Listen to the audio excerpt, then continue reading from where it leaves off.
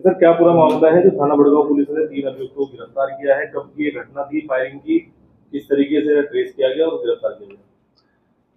2 सितंबर 2025 को रात्रि में थाना बड़गांव को सूचना मिलती है कि ग्राम महेशपुर बस अड्डे के पास कुछ युवकों द्वारा एक व्यक्ति के ऊपर फायरिंग करती है और वहां से फरार हो गए हैं। इस सूचना पर थाना बड़गांव पुलिस की टीम तत्काल मौके पर पहुंचती है और जो घायल व्यक्ति है उसे तत्काल इलाज के लिए भेजा जाता है। वहां से जिला अस्पताल से फिर उसे हायर सेंटर के लिए रेफर किया जाता है, जहां पर देहरादून के महंत इंद्रेश में फिर उनका हॉस्पिटल में उनका इलाज चल रहा था और उसके बाद उनकी स्थिति फिर अभी सामान्य स्थिर है।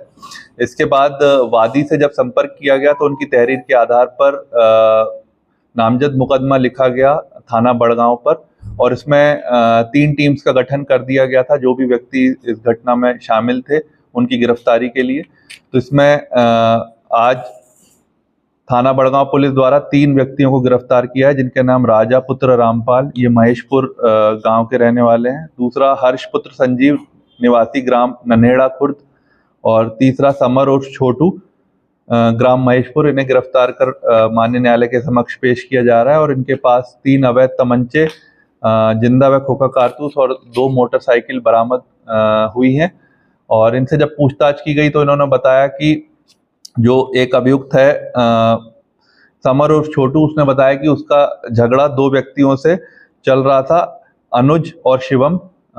2 महीने पूर्व इनका झगड़ा हुआ था बुढ़ाना मुजफ्फरनगर में और उसके बाद से ही व्हाट्सएप पर इनके बीच गाली गलौज हो रही थी। और जिस दिन की ये घटना है उस दिन एक मेले में अनुज, शिवम और उनके पक्ष में ये जो मजरूब है नरेंद्र, ये उनके पक्ष में बोल पड़ा और इन्हीं की कहासुनी हो गई थी।